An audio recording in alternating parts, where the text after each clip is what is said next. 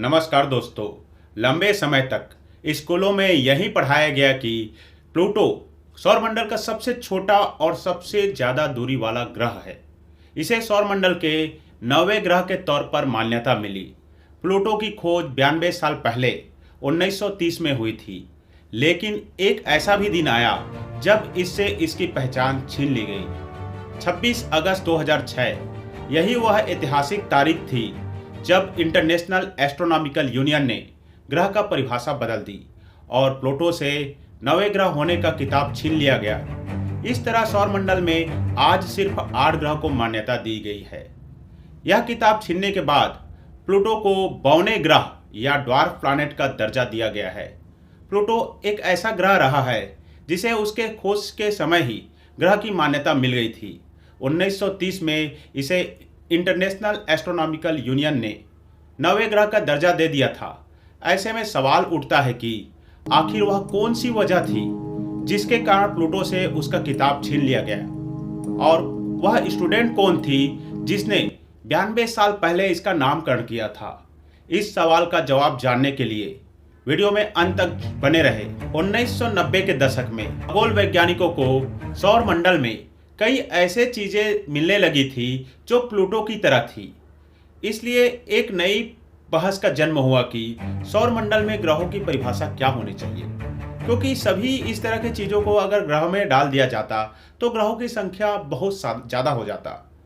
कुछ वैज्ञानिक ऐसे भी थे जिन्होंने तर्क दिया कि प्लूटो काफी छोटा है और चांद से भी बहुत छोटा है, इसलिए इसे सौरमंडल में ग्रह नहीं माना जाना चाहिए। इस बहस को अंत करने के लिए वैज्ञानिकों ने एक कॉन्फ्रेंस का आयोजन किया। प्लूटो को 24 अगस्त 2006 को ग्रहों के श्रेणी से बाहर कर दिया गया था। इसके लिए प्राग में करीब 2500 एस्ट्रोनॉमिकल साइंटिस्ट इकट्ठे हुए और इस विषय में उनका वोटिंग भी हुआ। इंटरनेशनल एस्ट्रोनॉमिकल यूनियन की इस मीटिंग में सभी के बहुमत से कुछ सहमति बनी। सौरमंडल में ग्रहों को शामिल होने के लिए इंटरनेशनल एस्ट्रोनॉमिकल यूनियन ने 3 स्टैंडर्ड तय किए। ये स्टैंडर्ड इस प्रकार से है। इसमें पहला स्टैंडर्ड कहता है कि यह सूर्य की परिक्रमा करता हो, यह इतना बड़ा हो कि अपने गुरुत्व बल के कारण इसका आकार लगभग गोलाकार हो जाए। यह दूसरा स्टैंडर्ड है, मतलब इसका आकार गोलाकार होना चाहिए। इसमें इतना फोर्स हो कि बाकी पिंडों से अलग अपनी स्वतंत्र कक्षा बना सके, मतलब इसके पास खुद का कक्षा होना चाहिए। और जो भी कोई पिंड इन तीनों शर्तों को पूरा करते हैं वह ग्रह का श्रेणी में रखा जा सकता है। तीसरे शर्त को प्लूटो पूरा नहीं करता, क्योंकि सूर्य की परिक्रमा के दौरान प्लूटो की कक्षा नेपच्यून के कक्षा से टकराती है।